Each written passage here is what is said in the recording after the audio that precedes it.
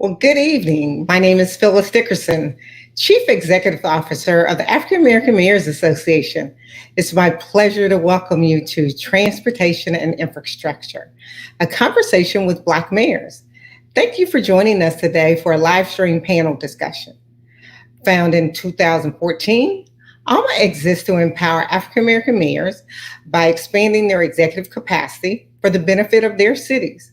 And we do so by elevating their voices to the national stage and providing them with the resources and best practices needed to govern their communities. Today's engagement is an opportunity for just that. Today's discussion will be both informative and resourceful. So let's get started. We're especially thankful to be joined today by U.S. Department of Transportation Secretary Pete Buttigieg. Before we begin, it's my pleasure to introduce the Mayor of Houston, Texas, and the President of the African American Mayors Association, Mayor Sylvester Turner. Mayor Turner, thank you for joining us today. Thanks, Phyllis, and it's good to be with you and Secretary Buttigieg and all these other terrific mayors. Good evening, and thank you for joining us today for a critical conversation on transportation and infrastructure in America. As mayor of Houston, Texas, and president of the African American Mayors Association, I am well aware of the issues facing our communities and the need for federal and local governments to work in tandem. Recent legislation proposed by the Biden administration represents a new contract with America, ushering in new jobs, better transportation systems, and middle-class tax cuts, plus critical investments in high-speed internet, lead pipe replacement, and solar facilities that serve low-income Americans. These bills are exemplary of how the government can work for everyday people. As Black mayors, we're also deeply conscious of how crucial these investments are to start to reverse our nation's long history of environmental racism. The negative consequences are painfully clear. Black Americans are 3 times more likely to die from exposure to air pollutants than white Americans. Black communities have lower quality roads and transit systems than white areas. And Black, Latinx, and Native American people are more likely to live without running water and basic indoor plumbing than white Americans. Today's conversation with Black mayors will focus on how to improve our services both at the federal and local levels and incorporate great insights from a cabinet official charged with implementing these changes. Joining our conversation today is Special Guest Transportation Secretary Pete Buttigieg. Pete Buttigieg currently serves as the 19th Secretary of Transportation, having been sworn in on February 3rd of 2021. Prior to joining the Biden-Harris administration, Secretary Buttigieg served 2 terms as mayor of his hometown of South Bend, Indiana. A graduate of Harvard University and a Rhodes Scholar at Oxford, Buttigieg served for 7 years as an officer in the U.S. Navy Reserve, taking a leave of absence from the mayor's office for a deployment to Afghanistan in 2014. Returning to the Midwest after school, Secretary Buttigieg worked in the private sector and was elected mayor of South Bend in 2011 with a focus on delivering a new future for the city through a fresh approach to politics and bold ideas. Soon known as Mayor Pete, Buttigieg worked across the aisle to transform South Bend's future and improve people's everyday lives. His leadership helped spark citywide job growth and facilitated innovative public-private partnerships like Commuters Trust, a benefits program designed to improve the city's transportation experience for workers. In December 2020, he was nominated by then President-elect Biden to be Secretary of Transportation. He was confirmed by the Senate on February 2nd of 2021, becoming the first openly gay person confirmed to serve in the president's cabinet. Secretary Buttigieg lives with his husband, Chasten, their 2 children, Joseph and Penelope, and their 2 dogs. Please welcome Secretary Pete Buttigieg to today's conversation. Mayor Pete, welcome, Mr. Secretary. Well, thank you so much, Mayor. It's great to be with you, and I appreciate the invitation to join this organization. And I'm mindful that our last conversation formally was one of my first as secretary, so it feels good a year later to come full circle and join you. I'm especially pleased to be gathering with you during Black History Month. It's a good time for us to acknowledge the long history of Black leadership and excellence in transportation. Innovators like Garrett Morgan, the inventor of the traffic light, Dr. Gladys B. West, the mathematician whose work made GPS possible, are on our minds, and we're actually going to be honoring Dr. West this month with a new plaque here at the DOT, and we'll be holding an event this month with two of my predecessors, great secretaries, Secretary Slater and Secretary Fox. Let me take just a couple minutes to share a couple of thoughts, and then I know we have a good conversation ahead. But what I really want to do is update you on some of the progress that we've made, President Turner, since we spoke in this forum a year ago. And I know I've been working with you and so many of the members of AAMA since then.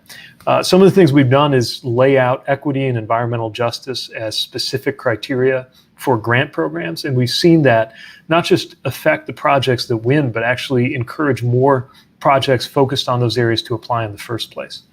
We've been working to increase DBE contracting, including implementing local hire provisions so that more workers come from the projects, the communities where the projects are happening. And we get away from this experience where people in neighborhoods look at the projects and the people working there and say, nobody here looks like they came from around here. And with your help, of course, maybe most significantly of all, we passed the most important infrastructure investment in our lifetimes. This is the biggest investment in public transit in history. It's going to establish a new Safe Streets and Roads for All program for cities because, as Mayor Turner cited, we have far too much disproportionate impact of safety issues and loss of life on our roads happening in Black communities. And we are directly confronting the history of transportation decisions in the past, sometimes dividing just as much as they connected. And that is reflected in this infrastructure law's first ever federal program to help cities reconnect communities that were displaced or divided in the past. That's just the transportation piece, by the way. We also have a lot to be proud of in this infrastructure bill when it comes to delivering broadband, delivering clean water, which of course every mayor has on their mind. And I'm proud to be part of a team doing that. So we are ready to partner with you to make sure that this funding does all that it could, including historic levels of it going directly to cities and towns, $45 billion in new competitive grant programs that local governments, mayors, and other local leaders can apply for directly. A year ago, I said that our department's commitments on these issues were not just February priorities or Black History Month priorities. This is our day in, day out work. We're proud of what we've been able to do in the last year, but in so many ways, we're just getting warmed up. So it's a great time for us to be having this conversation, and I'm so pleased to be with you. Thank you. Thank you for joining us, and we appreciate the commitment that you're making to being with African American mayors today. So thank you, Secretary Buttigieg.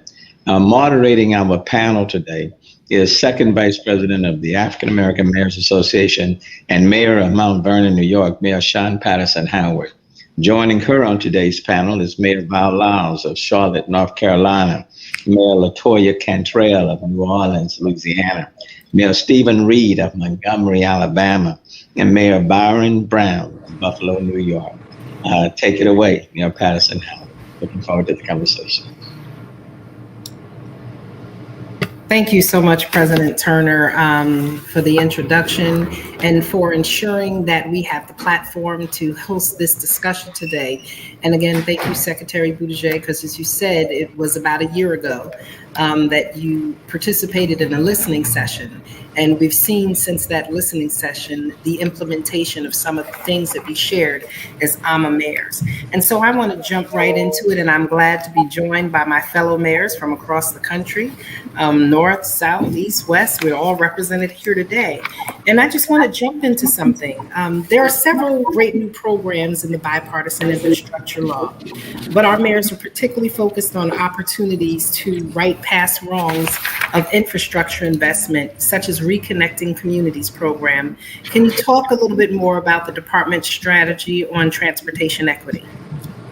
Absolutely, and thanks for the conversations that have helped shape our work on this. I remember in particular, Mayor, you were pointing out that residents in your community might have an easier time getting to Manhattan than across town to the grocery, and that stuck with me as we were talking about what it means to actually ensure that transportation meets its potential to connect rather than to divide. So in terms of what that actually means, first of all, the first ever Reconnecting Communities program, that's a dedicated $1 billion specifically for funding to state, local, MPO, and other government units that have ideas for how to bridge across those kinds of divisions, planning, design, sometimes demolition, sometimes reconstruction, sometimes new transit, anything that connects over or under or around or through those seams or whatever we want to call them that we know are in just about every community. And I'm really excited about what we can do to show how those dollars can be put to work and I think build the case for there to be more where that came from. Now that's one piece of it, but that's far from the only piece. Our RAISE grant program itself, and it was renamed RAISE, Rebuilding American Infrastructure Sustainably and Equitably, is the same program formerly known as Tiger or Build. Because we really want to emphasize that our flagship discretionary program needs to be tuned to address some of these issues. That's now going to be $15 billion over the next 5 years, thanks to the increase in funding represented by the President's bill. And our first expanded notice of funding opportunity totals $1.5 billion. The infra program, which is also very flexible and very useful for local governments. Also one that we're going to be paying special attention to opportunities to enhance equitably the transportation people rely on. We're also thinking about business opportunity here. And we are not only stepping up outreach to DBEs directly, but we're talking a lot with the biggest construction companies in the country that are often the primes on these opportunities about what they in turn are doing to cultivate capacity among small businesses and DBEs, because we know that we have got to have that commitment within the private sector if we're going to actually increase access in terms of Black-owned, for example, and women-owned businesses. Then there's the worker side of it. That's why this local hire piece is so important.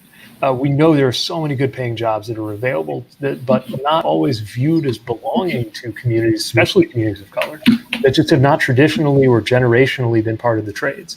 And we're making clear our expectation and partnering with those locals that they're doing a good job in making those doors more widely open. So those are a few examples of what we're pursuing right now. And you can feel the momentum right now. Compared to a year ago when we were excited about what we were going to do, but hadn't yet gotten there. Just one last point I want to mention. It turns out the education piece has been really important here. As you may know, if you followed my public comments on this, there's been something of a backlash to mentioning the reality that transportation infrastructure decisions have divided communities. Right. To me, it was a matter of simple historical fact that we are acknowledging, by the way, not to beat anybody up or make people feel uncomfortable, but because we have an obligation as well as an opportunity to do something about it, why wouldn't we? Why would everybody better off? And so we're also going to continue just making plain the facts of the case, how we got here, why that phrase wrong side of the tracks, which is a transportation metaphor, is in our vocabulary, and just as importantly, what we're going to do about it. So just another question, and then we're going to go to our panelists and ask them questions and give them an opportunity. What can we do as Black mayors across the country to help implement this bipartisan infrastructure law and deliver this generational investment to our communities? Because this is a generational investment, and have those hard conversations and support with that education. Well, this is where your leadership is going to matter so much. Some of you were at the Conference of Mayors where I shared the reflection that, when I was a mayor, I thought that was the level of government where most things get done. Now that I'm in Washington, I know that to be the case. You're the tip of the spear. We are laying out the parameters and the standards. We're cutting the checks. But we don't actually procure very much at all relative to how many dollars go out for state and local partners to actually deploy. So the biggest thing I need you to do, frankly, is to succeed and to let us know how to help you, because we're not going to come up with the answers here in Washington. You know your communities. For example, when we're talking about reconnecting communities, when a piece of infrastructure actually needs to move or be capped or come down, or when you can leave it right where it is, but we need to bridge around it or across it, what areas have been historically underserved and overburdened. Where the biggest opportunity is. Where the potential for leadership is. We just need to be lined up to help you deliver on that. And of course, again, this education piece, I think, is really important. I don't think most people really care what's in which pot of funding or which program is associated with which federal acronym. But folks want to know what this is going to mean to them. And you are in a position to explain that to your residents and to explain to federal agencies like mine what we actually need to do to support you. We want to be a one-stop shop. And, I know from my experience as a mayor knocking on the door of this very building where I'm sitting, trying to get answers, that it's not always easy to navigate these federal processes. And often it's smaller communities and more overburdened communities that are the ones we most need to support, that are going to have face the most burdens if we don't make these processes simpler. So we're doing things like taking some of our applications and trying to combine them. As soon as you have a common application for college, so you don't have to navigate a different agency and a different pot of money and a different set of requirements every time you want to get something done. But that feedback, we're going to take it on board and we're going to take it very seriously. And so we're counting on you to let us know, hey, this program's working really well for us, or my people can't make heads or tails of this, and you got to make it simpler for us. We want that feedback so that we can be a more user-friendly agency for the mayors who are out there. Thank you so much. Thank you for just not only being an active listener, but taking that information back. Because when we spoke about this a year ago, and we spoke about it at the United States Conference of Mayors, especially our smaller towns and communities, were speaking about technical assistance. And we received an incredible list of technical assistance opportunities that will be happening. And so we want to make sure that our mayors and our communities are looking out for that. So we want to jump on over to our panel right now. And we want to go in and just start with our Mayor, Latoya Cantrell from New Orleans. Mayor Cantrell. Yes, ma'am. How are you? Thank you to this great organization, and it's always good to be with my brother and sister mayors. Secretary Pete, it's so good to hear your voice and just knowing the work that you did as mayor, but also coming in as a force, being the Secretary of Transportation, and just knowing the landscape on the ground. It means a lot, especially being in these positions we're in. There are multiple things as it relates to the city of New Orleans. We're 60% African American. So everything we do is focused on equity, and love the fact that that's been embraced by you, by the administration. We have been very intentional about creating and restructuring our transit system and planning, which we call it New Links, to improve the transit network across the board.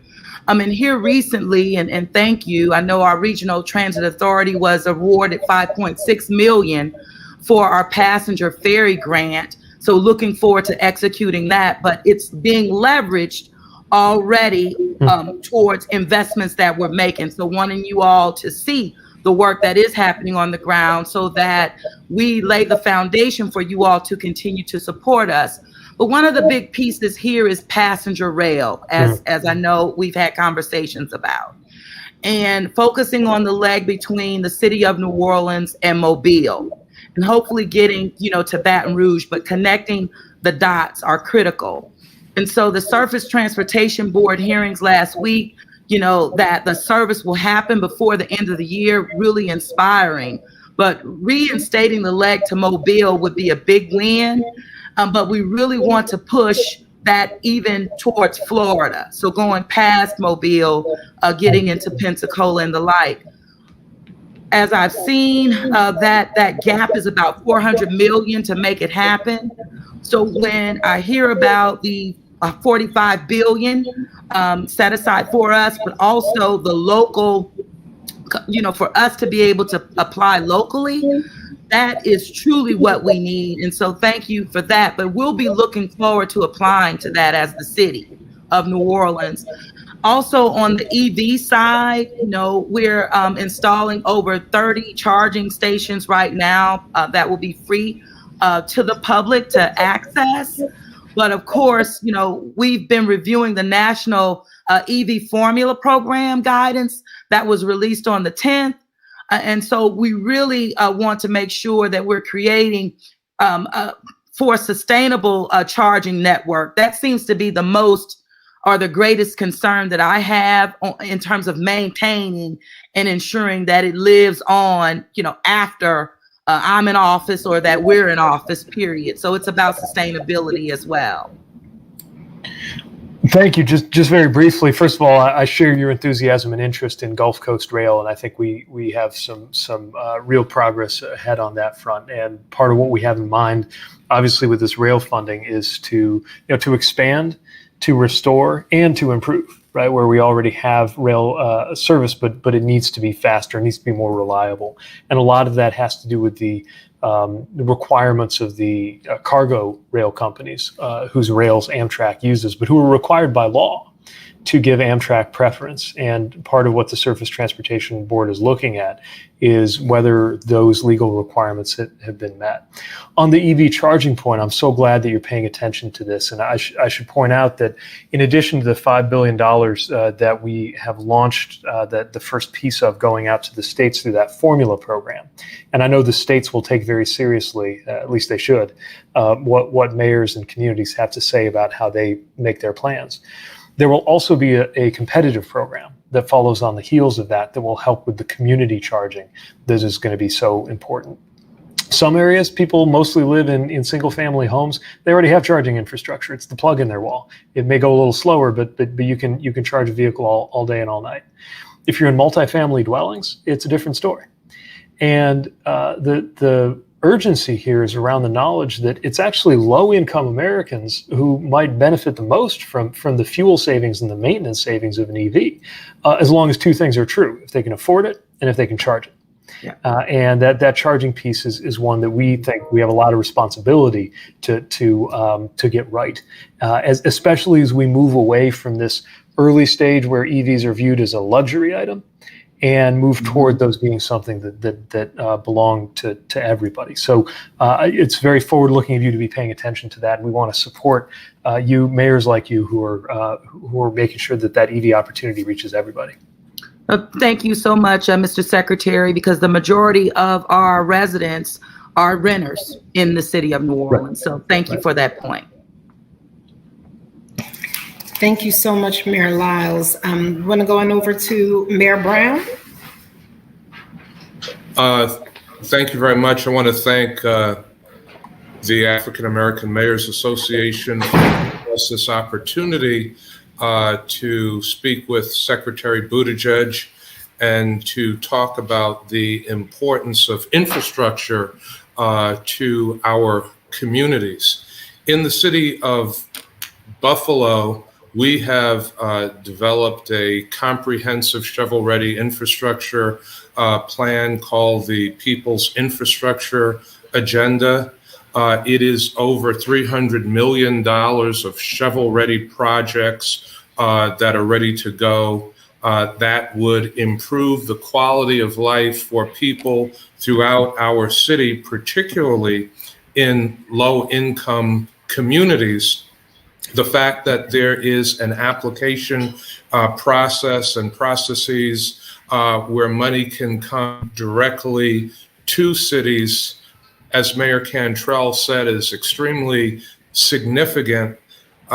mayors being on the ground, understanding the needs of their communities, and being able to respond to those needs directly is critically important, as opposed to having the funds pass through another level of government. And while we have a great working relationship with our state government and work very closely with our state legislative delegation on priorities for our community, being able to have money come directly to the city of Buffalo for the urgent, pressing infrastructure needs that we've already been able to estimate is critically important. Also, like many of our partner cities, we have begun to install EV stations. We have started the installation of these stations in city parking ramps where people are able to utilize them in the ramps. We've also partnered with the Buffalo Niagara Medical Campus, where we have many of our healthcare institutions co-located, and there are charging stations on the campus of the medical campus where literally thousands of people throughout the city, region, and beyond come for medical care. So this conversation is an extremely important one. We appreciate President Biden and the work that he's done to get this critical infrastructure funding into communities all across the country, and certainly want to say that we will spend wisely, we will spend efficiently, and we will spend with a focus on equity in the city of Buffalo. Well, thank you for that proactive work. I have to tell you that the seeing that mayors in places like Buffalo have not waited for Washington allows us to make sure we hit the ground running now that there actually is this bipartisan law. And so whether we're talking about the EVs or the other infrastructure work that you're leading, we want to recognize that. And that is part of why you see the direct flow to cities. Some communities have the good fortune of being pretty aligned with the states. Some places that's not so true. But no matter what, one thing I've noticed, you may have heard me say this before, here in Washington, people say state and local in one breath as if it were the same thing. And any mayor or former mayor knows it's a little more complicated than that. Thank you. Thank you. So I'm going to get to our other mayors in just 1 second. So cities like Mount Vernon represent a large swath of municipalities across the country. We're faced with smaller budgets, smaller teams, the same responsibilities and burdens as well-resourced communities. We've seen across our country that our infrastructure system has a C- average, but in smaller communities, it's more like an F because of lack of resources. And in an effort not to lay off staff, we've often allowed our infrastructure to crumble. I've closed 2 bridges. I closed one bridge today over our Metro North rail station, and I closed another bridge a month ago. And so that impacts public safety. Members of your team spoke about the off-system bridges and how monies are coming to states to make small communities and off-system bridges 100% refundable to the states, and that localities should not have to, especially those who are under-resourced, should not have to choose between getting a bridge done and finding millions of dollars to contribute to the project. Can you talk about, how we're working with some of the smaller under-resourced communities? Yeah, this is a really important feature of the bridge program, and we made sure that there was a set aside of a floor, not a ceiling, on funds going to those off-system bridges.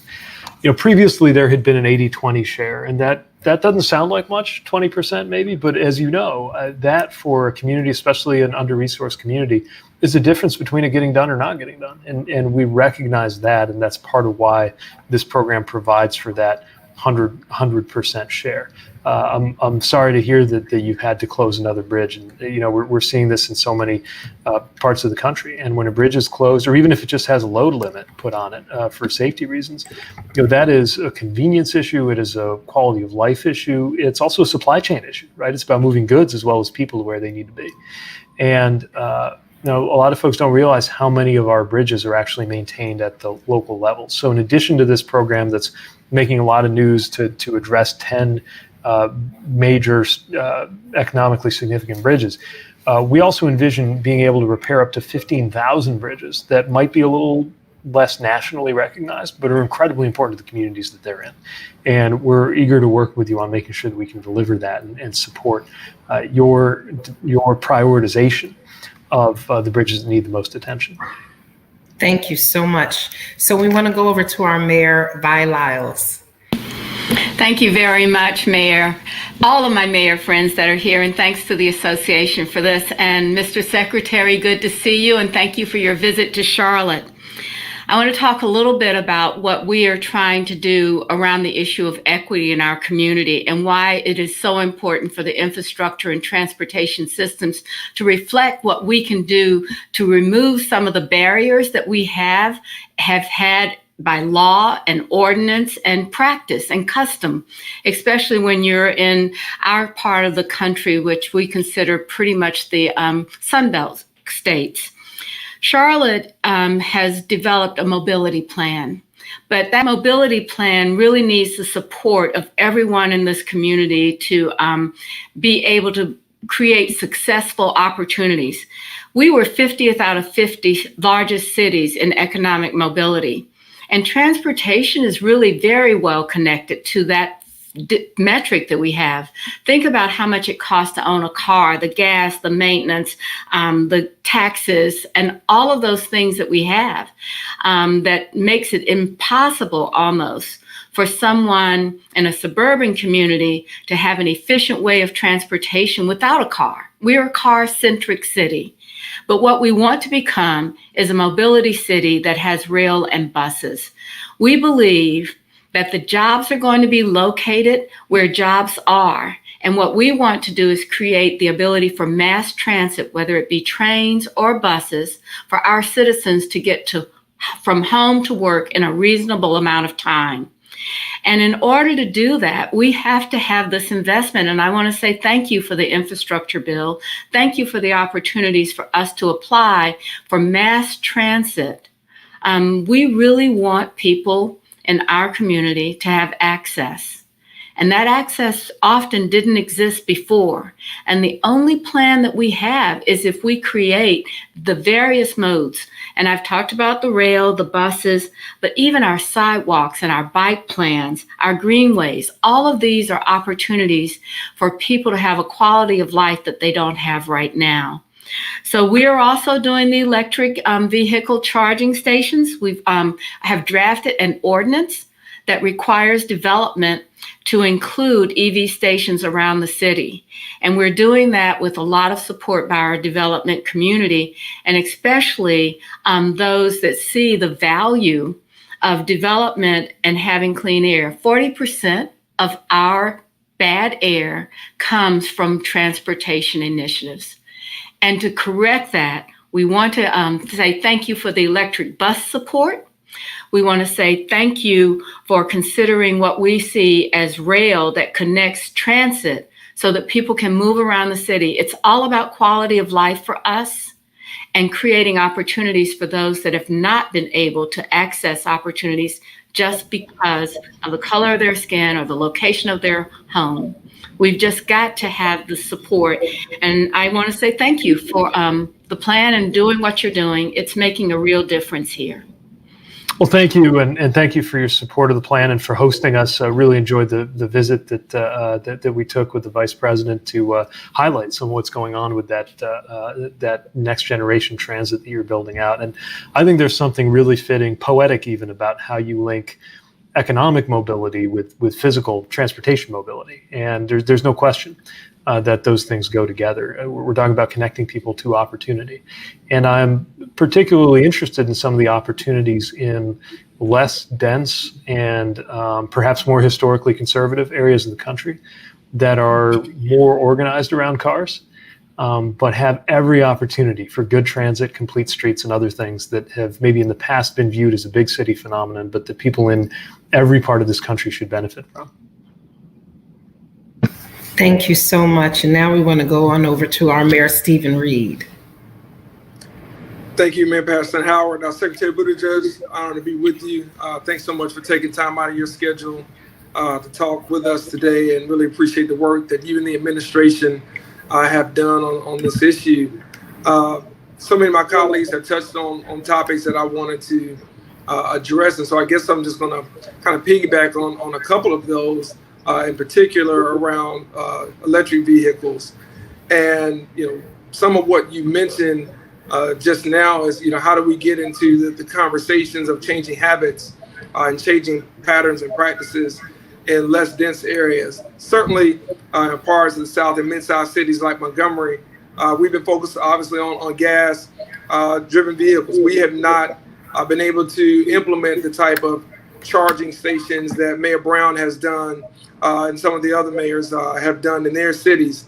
How do we begin the conversation around shifting those practices with our communities when some are saying, hey, Mayor, you're talking about putting in charging stations over here. I just need to be able to get my bus to come here on time. I need microtransit to get me from point B to C, and you're over here on third base and I'm just trying to get to first. How do we, kind of begin that conversation, and how can the Department of Transportation under the Biden administration assist us in doing that? And the second part I would ask of that question is, once we have the conversation at a local level about why we should do it, how do we then make sure that we have the support in order to actually implement these changes so that we can move forward in how we imagine our cities? In Montgomery, we're moving forward to become a truly smart city, but we know that means that we have to invest in our transportation infrastructure, and we want to make sure that we have those things in place so that we can achieve that. And so what resources and what support structure does the Department of Transportation under your leadership offer mayors like myself, both in terms of communicating some of the pros of this to our communities, and then supporting that initiative at the ground level to ultimately start doing what Mayor Cantrell and Mayor Lyles and Mayor Patterson Howard and others have done already in their community, for those of us that are kind of, just getting going on this. And then my third question is really, what can we do to help you? How can we help you here at Aama? How can we help the Biden administration as mayors amplify what has been done and what needs to be done, whether it be at the state level or even at the federal level? Well, thanks for everything you're doing to push this forward. And the biggest thing you can do to help us is to succeed. I mean, if we are pulling in the same direction and you're delivering the results that show to the people who count on you that these policy directions in transportation make people better off in their daily lives, then we all win. I take the point about going out talking about EV chargers when folks are just trying to get across town or get to work. It's one of the reasons why we've got to make sure we have strong support for transit and micromobility. I mean, everything from bikes and scooters to having a bus that comes, especially in communities that are big enough to have a transit system but not dense enough to have a very strong one, right? The bus exists, but it only comes once an hour and it stops running at 5. And you're asking people to get downtown and then back out to go from kind of 2 o'clock to 5 o'clock in the kind of a periphery of the city. That's part of where we've got to support transit agencies that have taken such a beating during COVID. And we're doing it with the dollars that are in this infrastructure law. The other thing we got to do, though, is just, frankly, I think a little bit on the cultural side, right? Because EVs came into our consciousness as this coastal city luxury thing. And that might be how they started. But the story's very different now. We've already reached the point if you're able to get financing, we've already reached the point where you're probably pound for pound going to save a little bit by buying the electric model of a car over the regular combustion model. If you really add up the gas savings and the maintenance savings, there's fewer moving parts. But seeing is believing, right? And a lot, you're asking people to take a risk by doing that. That's assuming they can get that upfront cost together in the first place. So we've got to make sure the economics keep moving in the right direction, but just the feel of it, right? And actually, the South is a very interesting place to do this, right? You got because you've got the job story. I mean, Hyundai, Mercedes making doing production of the EV side in Alabama, Georgia, where Rivian is up and running. You got the electric vehicle battery manufacturing picking up steam. So this comes to be viewed with a sense of pride, right, as part of how we're creating jobs and creating opportunity. I think those pickup ads in the Super Bowl did as much as 100 speeches from me to help people see that maybe the EV revolution is for them. So maybe you're not buying a $60,000 Tesla, but an F-150. Now, if we had our way with Build Back Better, that sticker price on that F-150 would fall from about 40 to about 28 with those incentives. And we're going to continue advancing our belief that there ought to be incentives to buy down the cost. But even now, we're getting to that point where the economics add up. The problem, of course, is they're not happening equitably enough for people to be able to get into that EV revolution. That's why the chargers matter. So the way I would frame it, not that I can give you advice on how best to speak to your community, but as I'm having the national conversation, the way we're talking about it is, look, people are already taking advantage of these savings, and you ought to get a piece of that. You deserve to be in on this as well. And we're setting you up for that success. But I'm very interested to know what's working as you have these conversations in your community and what barriers people are hitting too. So let's keep this as a two-way street and learn from one another in moving these things forward. Thank you so much. And whether you're rural or whether you're densely populated, in your densely populated communities, you're dealing with high rates of asthma.